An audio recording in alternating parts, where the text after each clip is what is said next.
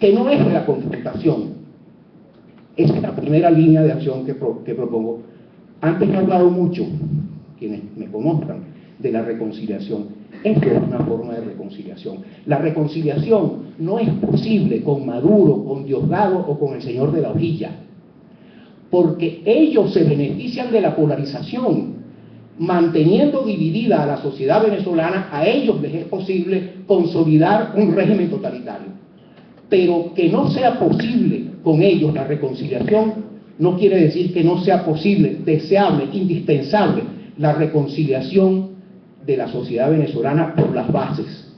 Y esa reconciliación en vías prácticas de actitud de la clase media pasa porque la clase media demuestre actitud para cooperar, para la cooperación solidaria, que no es una dádiva tampoco, que es ayudar a crear capacidades. El secreto de lo que abandonamos después de los años 60 y 70, crear capacidades. Hay muchas iniciativas de cooperación en el país, de cooperación solidaria, y resulta que Lara es un ejemplo para América Latina y buena parte de los países en desarrollo de lo que es cooperación solidaria. El movimiento cooperativo de Lara es un enorme ejemplo. Que la clase media decida, no a través del movimiento cooperativo necesariamente, a través de muchas iniciativas que son posibles, participar en cooperación podría abrirnos a. La segunda línea de trabajo es la siguiente. Después de, yo viví muchos años afuera y tengo 4 años de nuevo en Venezuela, y después de 3 años de intentos infructuosos, yo les confieso estar hoy convencido, a lo mejor mañana me convenzo de otra cosa, pero hoy estoy convencido de que cambiar a los partidos políticos desde afuera es imposible. Son los jóvenes que han entrado a la política, los jóvenes que se manifestaron por primera vez en el 2007, después que hubo todas las generaciones perdidas, las generaciones bobas, etc. Esos jóvenes, formar líderes para la acción social y política, que tengan formación, que compartan valores, que tengan motivación por la solidaridad. Eso es lo que puede cambiar los partidos, desde adentro, desde abajo. Esa es una segunda línea que planteo. Esas 2 líneas de acción son líneas que no van a dar fruto para el 14 de abril. Estas son líneas que requieren de un esfuerzo muy largo, pero es que la profundidad de la crisis venezolana es muy grande. ¿Qué hacer de aquí al 14 de abril? Una de las cosas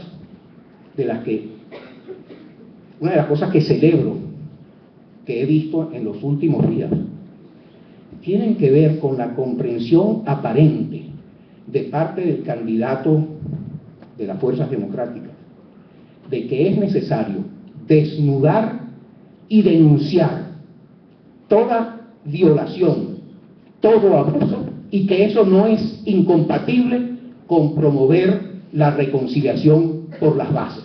No son incompatibles, tienen que ir juntos. Lamentablemente, durante toda la campaña que llegó al 7 de octubre, estas propuestas fueron desoídas, pero no voy a llorar sobre leche derramada. Lo que hay que hacer es apoyar, si eso está en marcha, apoyar eso. Pero entendamos cuál es el puente entre esa acción de corto plazo y lo que podría suceder en una transición. He buscado en estos días, porque lo tengo en la memoria, pero no logré encontrar una cita de Churchill que me gustó muchísimo a mí hace un montón de años que leí. Perdonen lo anecdótico, pero es importante.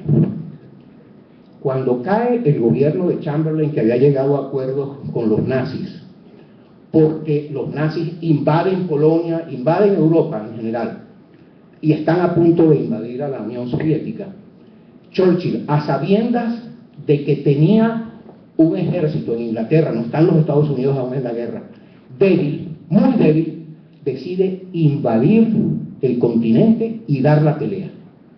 Y él dice: vamos a pelear para ganar, pero si caemos una vez, y ahí está el secreto, si caemos una vez, caigamos de pie para seguir luchando después.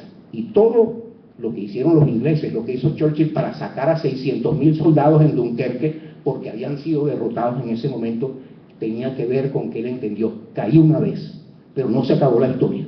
Y después entran al continente con los aliados y se acaba la amenaza nazi. Si vamos a luchar, tenemos que luchar para ganar. Pero si vamos a luchar, estemos claros que a menos que echemos las bases de una organización política que no hemos hecho, porque hasta ahora lo que hemos hecho es marketing electoral, tenemos que echar esas bases para que si caemos una vez, caigamos de pie. Eso es lo que plantearía yo como las grandes líneas. En resumen, es la reconciliación y desnudar lo que se está haciendo desde el gobierno. La reconciliación va a llevar tiempo, formación de nuevos líderes políticos para que entiendan la política como una acción de cambio social y no como ganar simplemente el gobierno. Y ahora los escenarios que podemos tener, que era la última parte de la que ofrecí hablar. Imaginemos, no importa quién haya ganado las elecciones, no me voy a referir a escenarios de haber ganado o haber perdido las elecciones la oposición. Me voy a referir a después. No importa quién haya ganado. Si ha ganado la oposición, va a haber ganado por un margen mínimo. Y por lo tanto va a ser necesaria, indispensable la reconciliación para quitarles el arma que va a intentar destruir todo lo que haya podido pretender hacer la oposición democrática al llegar al gobierno. Y si han ganado el gobierno, yo quisiera que lo viésemos como una caída de pie para seguir luchando. Y enfrentemos entonces, y ahí es donde quiero hablar de dos escenarios. ¿Qué puede pasar? Ganó, supongamos que ganó. Hay dos escenarios extremos. Uno, el gobierno decide arrinconar y aplastar a la oposición.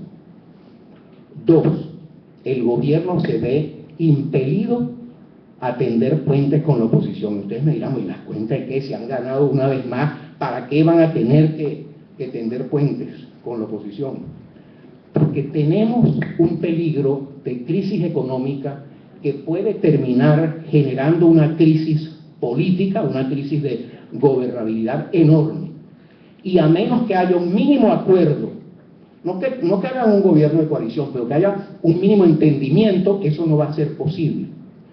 Pero pensemos en el hermano mayor, en Cuba. Le interesa a Cuba que Venezuela no salga de su problema económico y que Venezuela caiga en una ingobernabilidad. Y la respuesta es definitivamente no. Cuba está comenzando a legitimarse internacionalmente por intermedio de Venezuela.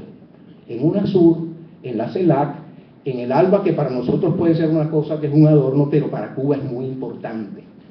Y por otra parte, quienes crean que el compromiso económico de Venezuela con Cuba es darle unos barriles de petróleo y pagarle unos médicos, están equivocadísimos. El 90 o casi el 90% de la inversión que ha sido hecha en Cuba en los últimos 4 años es inversión venezolana. Hay un proyecto, para darles un ejemplo, que era la refinería de Cienfuegos, una vieja refinería que al principio se pensó en remozar y después se decidió construir una nueva refinería entre el fondo chino y Venezuela.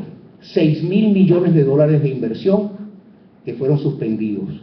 Entonces, allí hay un interés de Cuba de que Venezuela no se enguerrilla al extremo, de que Venezuela tenga abierta el refinanciamiento o el financiamiento internacional, porque de eso depende no solo la cosa económica, sino, como dije antes, de eso depende su legitimación a futuro. En Cuba están designados los herederos.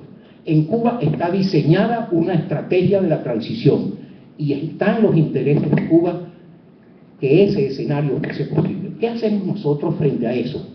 Cuando se hacen escenarios estratégicos, se hacen no para decir, este es el que más me gusta, no, se hacen para decir, ¿cómo me muevo? Suponiendo que sean dos opciones, ¿cómo me muevo en ellos para hacer que los resultados se acerquen más a lo que me interesa? Y entonces ahí sale una última línea posible de acción, tender puentes. Aún con la dirigencia chavista, porque ellos tienen también unas confrontaciones internas. Si en este país se añadiese un mínimo de racionalidad económica al equipo de gobierno, contribuyendo a que la solución de las confrontaciones internas del chavismo pasen porque haya un equipo que por lo menos haga cálculo económico, porque hoy en día pareciera que ni siquiera cálculo económico hacen, se estaría contribuyendo a que el escenario, que no es el de acorralarnos, sino el escenario de los puentes, fuese más viable. Y entonces también nos conviene acercamientos de ese tipo. Mi propia experiencia personal es que algunas de las personas muy cercanas que fueron ministros y que están todavía muy cercanos al gobierno están interesados en esos puentes. No nos las echemos de orgullosos, no nos planteemos simplemente el todo o nada. Con que haya unos cuantos pasos de racionalidad dentro del gobierno, se nos hace mucho más viable el escenario en el cual no se acorrala a la oposición, sino se intentan tender puentes, y mientras tanto tenemos tiempo